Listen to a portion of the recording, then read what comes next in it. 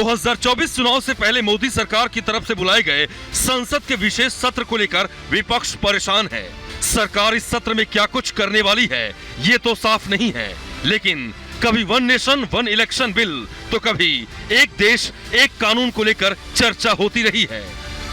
अब इस चर्चा में एक और अध्याय जुड़ गया है जिसमें देश का नाम इंडिया की बजाय भारत करना है, जिसे लेकर सियासी घमासान तेज हो गया है।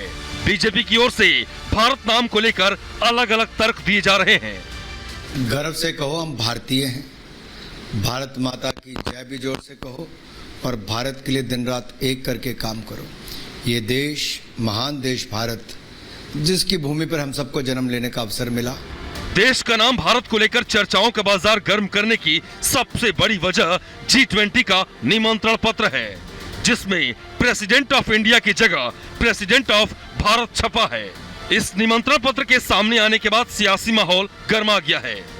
देखते ही देखते विपक्षी दलों ने बीजेपी सरकार पर हमले शुरू कर दिए हैं। विपक्ष का कहना है कि बीजेपी विपक्षी गठबंधन का नाम इंडिया रखने से डर गई है। यही वजह है कि वो देश का नाम इंडिया की बजाय भारत करने पर तुली है। कई सारी पार्टियों का एक अलायंस बना है जिसका नाम इंडिया है।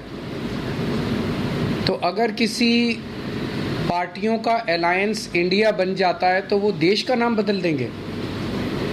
देश तो 140 करोड़ लोगों का है, किसी एक पार्टी का देश थोड़ी है। अरे भाई, प्रधानमंत्री जी को अगर इंडिया नाम से आपत्ति है तो भारत नाम से भी आपत्ति होनी चाहिए, क्योंकि हमारे नारे में ही है, जुड़ेगा भारत जीतेगा इंडिया। ये तो अभी साफ नहीं है कि सरकार विशेष सत्र में क्या कुछ करने वाली है, लेकिन अलग अलग मुद्दों के सामने आते ही विपक्ष की बौखलाहट दिखने लगी है। विपक्ष विशेष सत्र को लेकर इतना डरा हुआ है कि वो हर मुद्दे पर सियासी बयानबाजी शुरू कर देता है।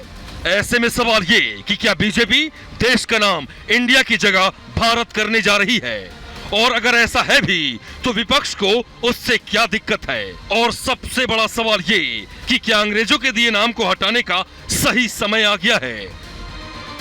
पूछता है भारत।